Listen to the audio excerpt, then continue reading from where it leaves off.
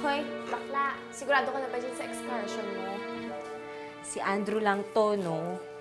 Eh, hindi ka talaga nakikinig kay Lola Delia, no? Pinagsabihan ka na niya na huwag ka man lumapit dun sa mga magkakapatid na yun. Ikaw ang hindi nakikinig. Naalala mo ba yung sinabi niya? Ano? Sabi niya, pakinggan mo ang puso mo.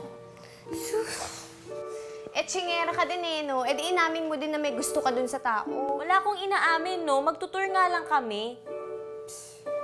Tour daw. Mamaya tinutour na ni Andrew yung labi mo, ah. Uy, grabe ka makapag-isip. Ano? Basta sabihin mo mamaya kay Lola, babalik ako mamayang hapon. Huwag siyang mag-alala.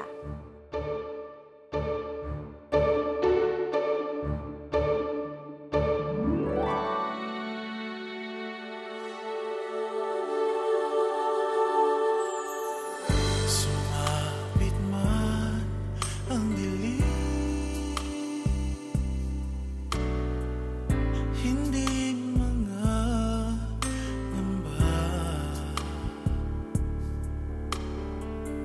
magkakanlong sa dilim, hindi nag-iisa dahil kapiling ka. Oh, lumalim man ang gabi, hindi mahihimbing.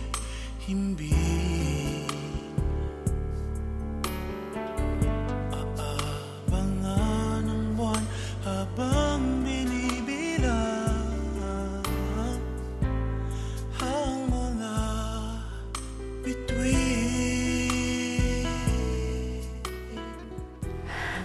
Napakaganda pala talaga ng Albay.